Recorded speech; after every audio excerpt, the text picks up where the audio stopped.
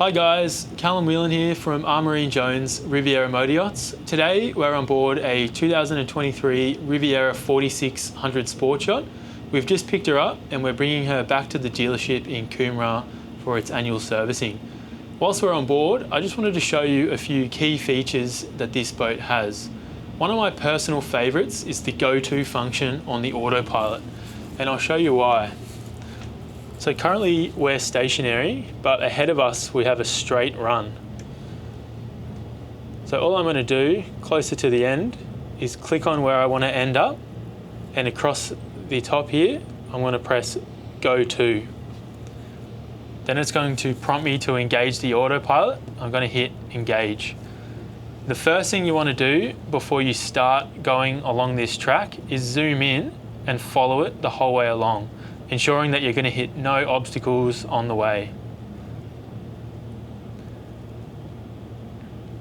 Once we've found the finish flag and there's nothing in the way, we're happy. We can stop panning and we can engage the boat and follow the track.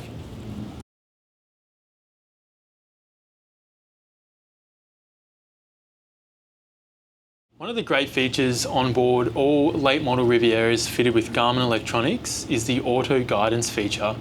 So what this does is you'll tell the boat that I want to start here and end here, and it's going to track a map for you via the recommended routes on the screen through that. So what we're going to do now is show you exactly how to set one of those up. So your first step along the bottom here is to go to the where to. So once you've clicked that, the next you're going to find routes and auto guidance, and then we're going to go new on the top right, and then we're going to hit the auto guidance at the bottom. So I'm going to zoom in. That's our location now, so I'm going to start us on that. So press next, and I'm going to zoom all the way back out and find our end point. I'm going to put us just off Sovereign Island because we're on the way back to the office. That's going to be our end point there. So I'm going to press next. That's going to calculate, and you can see that's very quickly calculated our track back. So what you want to make sure is that you go through your hazard review. This is absolutely essential because this route is just a guide. So what we're going to do is hazard review. So there's 3 hazards. One appears to be just a bit close to the green, so that's okay, we can deal with that when we get there. The next one, here we go here. So this is a great example of why you do come through and check your hazards and check your route. So what it's done is cut a northern cardinal here. And if you did this and followed this, you would end up on a sandbank, unfortunately. So what we're going to do with this is adjust the path down the bottom. And we're going to press on the hazard there and drag it across to where we want to end up, which is on the northern side of that northern cardinal. And you'll see that that's altered our route and taken us around the outside. And then it's simple as pressing done. It's going to take us back to the first hazard, look for the next hazard. Same thing, cutting a bit close to that red. So we're going to adjust the path. We're going to press where it gets close and drag it to the middle of that channel. And done. Now we can press back and we can press done once we're happy with that. So once we've come back to this screen, the first things we'll do before pressing navigate to is press edit and adjust path. And this is going to give us the opportunity to zoom in on the whole track, like so, and all I'm going to do is follow that all the way around, ensuring that it's on the right way we want to go, and it's not going to take us anywhere wrong.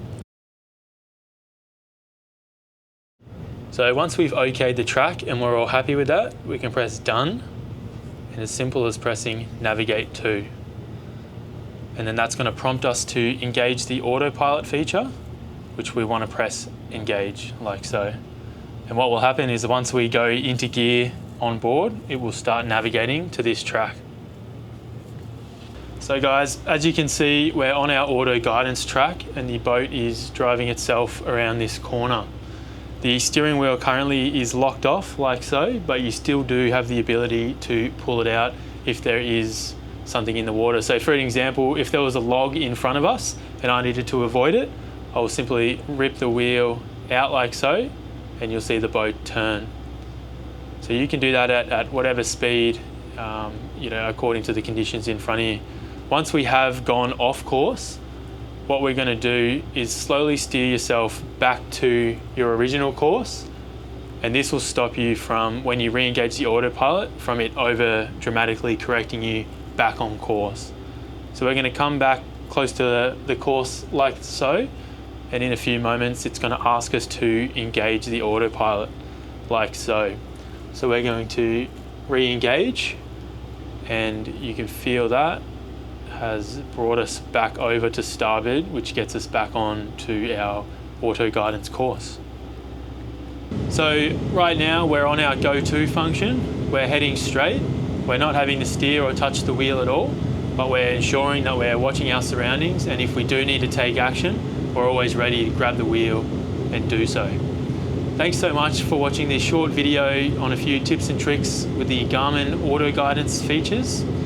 Please let us know in the comments any other videos or any other tips and tricks you suggest we do, as we love to hear from you guys. Thanks again.